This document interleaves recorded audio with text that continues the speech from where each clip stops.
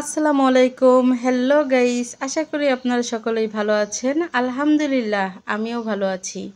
আজ আমি আপনাদের সাথে শেয়ার করব খুব সহজে মজাদার সুস্বাদু আরেকটি ভর্তা রেসিপি। ইলিশ মাছ আমাদের জাতীয় মাছ। ইলিশ মাছ খেতে আমরা কম বেশি সবাই পছন্দ করি। ইলিশ মাছের লেঞ্জা ভর্তা মাওয়া ঘাটে গিয়ে তো আমরা অনেক খেয়েছি। আজকে বাসায় তৈরি করে দেখাবো এই মাওয়া ঘাটের স্টাইলে ইলিশ মাছের লেঞ্জা ভর্তা রেসিপি। আমার রেসিপিটি যদি ভালো লেগে থাকে অবশ্যই লাইক দিয়ে শেয়ার করে দিবেন। দেখুন, প্রথমে আমি ইলিশ মাছের লেঞ্জা ভর্তা করার জন্য এখানে বড় সাইজের একটি লেঞ্জা নিয়েছি। ইলিশ মাছটা ছিল 1 কেজি ওজনের। তার লেজটা দেখুন মাশাআল্লাহ অনেকটাই বড়। তাই এখানে আমি 1 পিস ইলিশ মাছের লেঞ্জা দিয়েই ভর্তা তৈরি করে নেব।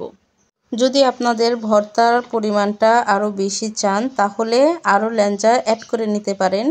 দেখুন, ইলিশ মাছের লেজটাকে ভালো করে ধুয়ে পরিষ্কার করে নিয়েছি। এবার দিয়ে দিলাম লবণ, এবার দিয়ে দিব হলুদের গুঁড়া, আর দিয়ে দিব মরিচের গুঁড়া।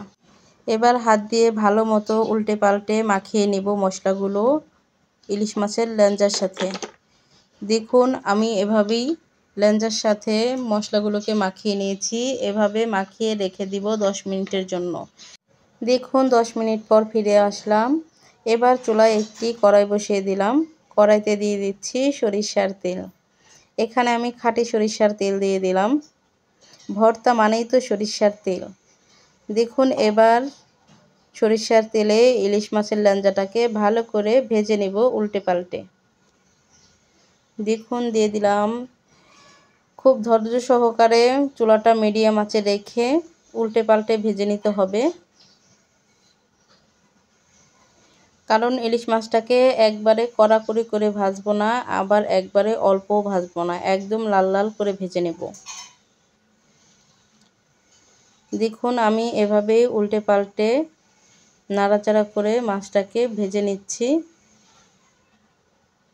দুনো পাশ যেন একই রকম ভাজা হয়, তাই আমি 2-4 মিনিট পর পর উল্টে পাল্টে ভেজে নিচ্ছি। দেখুন, ধৈর্য সহকারে আপনারাও মিডিয়াম আঁচে মাছটাকে ভাজার চেষ্টা করবেন। এবার মাছটাকে উঠিয়ে নিচ্ছি। দেখেই বুঝতে পারছেন মাছটা কত লাল লাল করে ভেজেছি। এবার মাছটা উঠিয়ে নিলাম। এবার সেই মাছ ভাজার তেলেই দিয়ে দিব 4-5টা শুকনো মরিচ। শুকনো মরিচগুলো নাড়াচাড়া করে ভেজে নিচ্ছি। দেখুন, চুলার আঁচটা কিন্তু খুব অল্প আছে মরিচগুলোকে ভাজছি।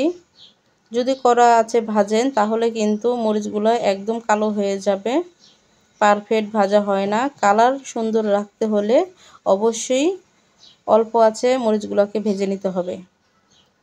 দেখুন, মরিচগুলো আমার ভাজা হয়ে গেছে। এবার মরিচগুলোকে উঠিয়ে নেব। দেখুন, মরিচগুলো উঠিয়ে নিয়েছি। এখানে নিয়ে নিয়েছি পেঁয়াজ কুচি, ধনিয়া পাতা কুচি, আর হচ্ছে ইলিশ মাছের লেঞ্জা। এবার ইলিশ মাছের লেঞ্জাটা ঠান্ডা হয়ে গেছে। এবার এটার থেকে কাটা বেছে নিতে হবে। দেখুন, আমি ইলিশ মাছের লেঞ্জা থেকে কাটা বেছে নিচ্ছি। দেখুন, ইলিশ মাছের লেঞ্জা মানেই কাটায় ভরপুর। আমি মাঝখানের কাটাটা উঠিয়ে নিচ্ছি। মাঝখানের কাটা উঠিয়ে এর ভিতরে যে অনেক কাটা রয়েছে সেগুলোকে খুব সহজে বেছে নেব। দেখুন, আমি এখানে একটি কাঠের হামানদিস্তা নিয়েছি। সেটার ভিতরে দিয়ে দিচ্ছি ইলিশ মাছের লেঞ্জার মাছগুলো। এবার ভালোভাবে পিষে নিচ্ছি। দেখুন, এভাবে আমি মাছগুলোকে একদম মিহিন করে পিষে নিলাম। কারণ ভর্তা কিন্তু এরকম পিষে নিলেই বেশি মজা হয়। দেখুন, অনেক কাটা। এবার এই কাটাগুলো বের হয়ে এসেছে, এগুলোকে আমি এভাবেই বেছে নিচ্ছি। এভাবে কিন্তু খুব অল্প সময়ে বাছা যায়। দেখুন, মাছগুলোকে কাটা বেছে নিলাম। এবার নিয়ে নিচ্ছি একটি বাটিতে লবণ আর শুকনো মরিচ। শুকনো মরিচ ও লবণ ভালোভাবে লবণের সাথে মিশিয়ে নিচ্ছি। মরিচগুলোকে ভেঙে একদম গুঁড়ো করে নিতে হবে।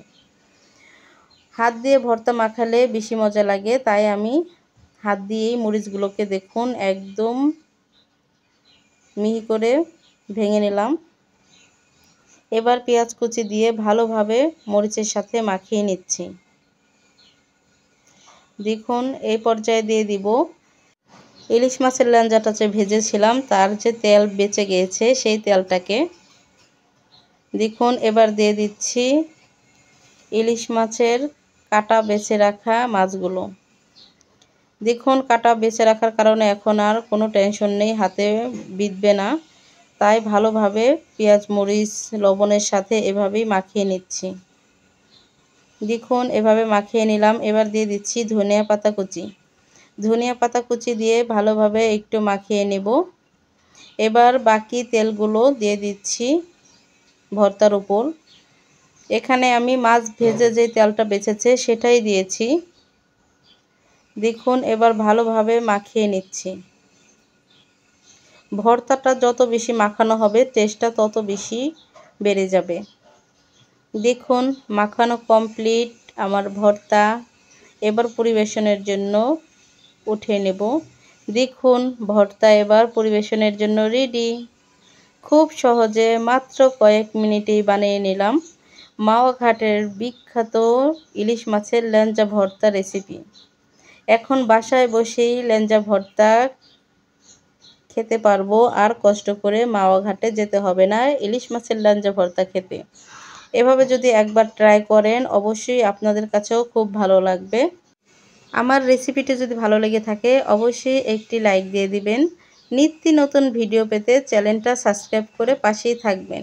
এত সময় ধরে আপনার মূল্যবান সময় দিয়ে আমার পাশে থাকার জন্য অসংখ্য ধন্যবাদ।